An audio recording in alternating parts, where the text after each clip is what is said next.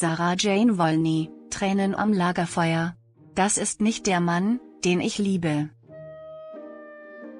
Sarah Jane Wolny ist am Boden zerstört.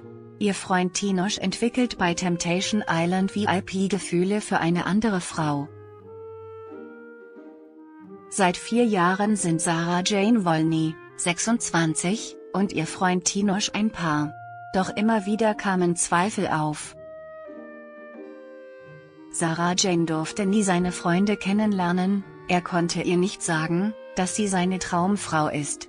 Bei Temptation Island VIP bricht jetzt endgültig alles zusammen.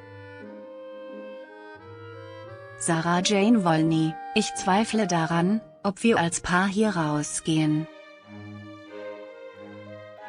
Tinosch hat mittlerweile Gefallen an den Partys in der Männervilla gefunden. Besonders Verführerin Lisa hat es ihm angetan. Immer wieder sucht er ihre Nähe. Sobald Gefühle im Spiel sind, merkt man es anhand dessen, dass man seinen Partner etwas vergisst, gibt Tinosch offen zu. Und dann haut er auch noch einen Seitenhieb gegen seine Freundin raus: Liebe kann da sein, aber wenn alles andere nicht stimmt, ist man halt trotzdem nicht glücklich. Autsch. Als Sarah Jane die Bilder am Lagerfeuer zu Gesicht bekommt, kullern dicke Tränen. Das ist nicht der Mann, den ich kenne. Das ist nicht der Mann, den ich liebe. Sowas würde ich ihm niemals antun, schluchzt sie. Sarah Jane ist extrem enttäuscht von ihrem Partner. Ich werde in der Villa nichts mit einem anderen Kerl machen, was ihn verletzt.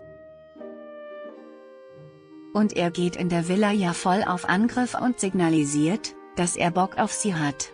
Ich zweifle gerade wirklich daran, ob wir als Paar hier rausgehen. Ob die beiden ihre Beziehung doch nochmal retten können? Aktuell stehen alle Zeichen auf Trennung. Auf Instagram offenbarte sie kürzlich, dass der Dreh krass gewesen sei. Ich habe gedacht, es wäre einfacher. Ob sie ihre Teilnahme bereut? Auf der einen Seite ja und auf der anderen nein. Es bleibt also spannend.